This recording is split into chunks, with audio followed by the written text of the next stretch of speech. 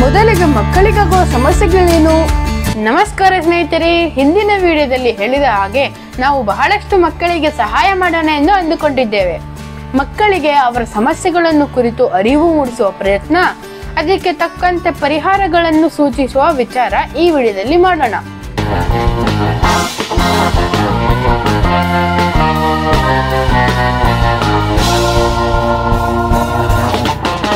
ನಮಸ್ಕಾರ ಸ್ನೇಹಿತರೆ, ಹಿಂದಿನ ವಿಡಿಯೋದಲ್ಲಿ ಹೇಳಿದ ಹಾಗೆ ನಾವು ಬಹಳಷ್ಟು ಮಕ್ಕಳಿಗೆ ಸಹಾಯ ಮಾಡೋಣ ಎಂದು ಅಂದುಕೊಂಡಿದ್ದೀವಿ.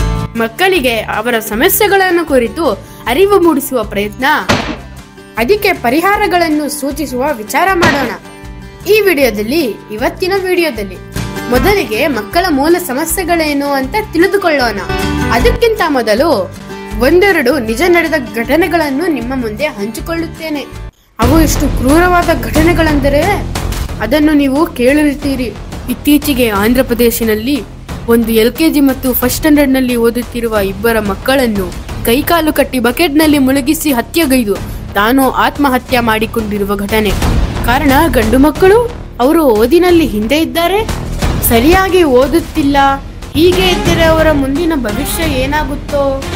ಕಾರಣ ಗಂಡು ಮಕ್ಕಳು, ಅವರು ಸರಿಯಾಗಿ ಓದುತ್ತಿಲ್ಲ, ಓದಿನಲ್ಲಿ ಹಿಂದೆ ಇದ್ದಾರೆ, ಹೀಗೆ ಇದ್ದರೆ ಅವರ ಮುಂದಿನ ಭವಿಷ್ಯ ಏನಾಗುತ್ತೋ? ಮತ್ತು ಲಕ್ಷಾಂತರ ರೂಪಾಯಿ ಕೊಟ್ಟು ಒಳ್ಳೆ ಸ್ಕೂಲಿನಲ್ಲಿ ಓದಿಸುವ ತಾಕತ್ತು ನನಗೆ ಇಲ್ಲ, ಅದಕ್ಕಿಂತ ಜೀವನ ಬಿಡೋದೇ ಉತ್ತಮ ಎಂದು ಹೇಳಿ ಆತ್ಮಹತ್ಯೆ ಮಾಡಿಕೊಂಡಿರುವ ಘಟನೆ ಎಷ್ಟು ಹೃದಯ ವಿದಾರಕ ಕೃತ್ಯ. ಇನ್ನೊಂದು ಘಟನೆ ಬಿಹಾರ್ನಲ್ಲಿ ನಡೆದಿದ್ದು. ಇದೇ ರೀತಿ ಒಂದು ತಂದೆ ಇಬ್ಬರ ತನ್ನ ಮಕ್ಕಳನ್ನು ಗುಂಡಿಟ್ಟುಕೊಂಡು ತಾನೂ ಗುಂಡಿಗೆ ಬಲಿಯಾಗಿದ್ದಾನೆ. ಬೇಜಾರು ಮಾಡಿದ್ದೇನೆ, ಮನಸ್ಸು ಬೇಜಾರು ಆಗಿದ್ದೆ. ಈ ನಡವಳಿಕೆ ಕೋಟಾದ ಕೋಚಿಂಗ್ ಸೆಂಟರ್ ನಲ್ಲಿ ಓದುತ್ತಿರುವ ತುಂಬಾ ಜನ ಸ್ಟೂಡೆಂಟ್ಸ್ ಓದಿನ ಒತ್ತಡಕ್ಕೆ ಆತ್ಮಹತ್ಯೆಗೆ ಶರಣಾಗುತ್ತಿದ್ದಾರೆ.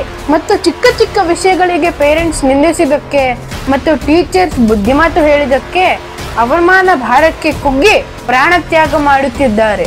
ಜೀವ ತ್ಯಾಗ ಮಾಡಿಕೊಂಡಿರುವ ಅನೇಕ ಘಟನೆಗಳನ್ನು ನಾವು ಕೇಳುತ್ತಾನೇ ಇದ್ದೀವಿ. ಹೇಳುತ್ತಾ ಹೋದರೆ ಇದಕ್ಕೆ ಕೊನೆನೇ ಇಲ್ಲ. ಈ ತರ ಘಟನೆಗಳನ್ನು ಕೇಳಿದಾಗ ಇದರಲ್ಲಿ ಮುಖ್ಯ ಭಾಗ ಶಿಕ್ಷಣದ ಒತ್ತಡವೇ ಪ್ರಧಾನ ಕಾರಣ ಕಾಣುತ್ತದೆ. ಶಿಕ್ಷಣವೆಂದರೆ ಅಕಾಡೆಮಿಕ್ಸ್ ಮಾತ್ರವೇ ಅಲ್ಲ, ವಿವಿಧ ರೀತಿಯ ಜಾಬ್ ಓರಿಯೆಂಟೆಡ್ ಕೋರ್ಸುಗಳು, ಹಾಬಿ ರಿಲೇಟೆಡ್ ಕ್ಲಾಸಸ್ ಕೋರ್ಸುಗಳು, ಅವುಗಳನ್ನು ಪ್ರದಾನ ಮಾಡಿಕೊಂಡು ಅದರಲ್ಲಿ ಪರಿಣಿತರಾಗುವ ಕೆಲಸಗಳನ್ನು ಮಾಡುತ್ತಾ ಇದ್ದರೆ ಈ ತರ ಗೊಂದಲಗಳು ಸೃಷ್ಟಿ ಆಗುತ್ತಾನೇ ಇರಲಿಲ್ಲ. ಬದಲಾಗುತ್ತಿರುವ ಈ ಕಾಲದಲ್ಲಿ ಪ್ರತಿಯೊಂದು ಕೆಲಸಗಳಲ್ಲಿ ಸಕ್ಸೆಸ್, ದುಡ್ಡು ನಾವು ಕಾಣುತ್ತಿದ್ದೇವೆ.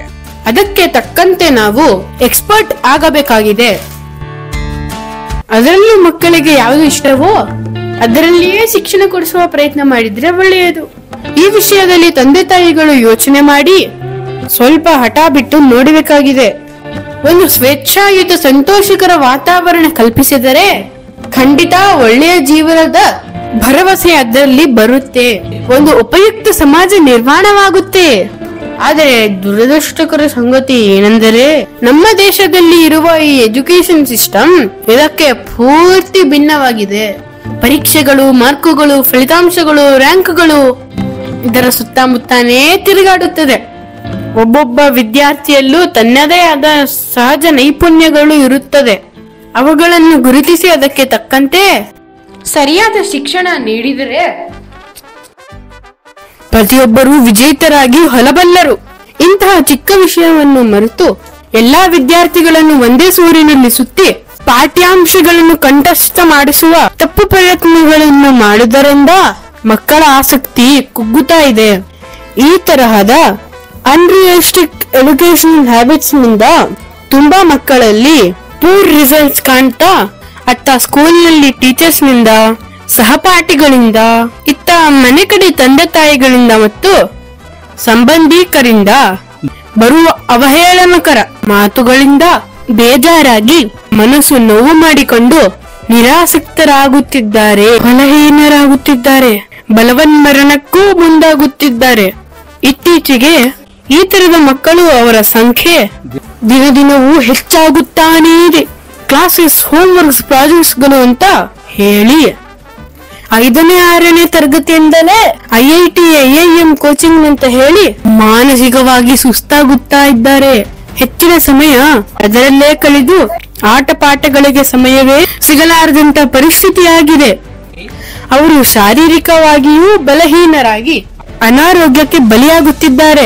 10ನೇ ತರಗತಿ ಹತ್ತಿರ ಬರೋದ್ರೊಳಗೆ ಆ ಪ್ರೆಷರ್ಗೆ ತಟ್ಟುಕೊಳ್ಳದೆ ನಿಂತಿರುವ ಶಕ್ತಿ ಇರಲಾರದಂತೆ ಮಕ್ಕಳಾಗ್ತಿದ್ದಾರೆ. ಪರೀಕ್ಷೆ ತಪ್ಪಿದರೆ, ಅಂಕಿ ಕಮ್ಮಿ ಬಂದರೆ ಅಪ್ಪ ಅಮ್ಮ ಬಂಧು ಬಳಗ ಏನಂತಾರೋ ಅಂತ ಗಾಬರಿಗೆ ಒಳಗಾಗಿ ಮನೆ ಬಿಟ್ಟು ಹೋಗುವುದು, ಜೀವತ್ಯಾಗ ಮಾಡಲು ಮುಂದಾಗಿದ್ದಾರೆ. PUC ಡಿಗ್ರಿ ತನಕ ಬಂದಿರುವ ದೊಡ್ಡ ಮಕ್ಕಳು ಸಹಿತ ಈ ತರದ ಕೃತ್ಯಗಳನ್ನು ಮಾಡಿದ್ದು ಉಂಟು.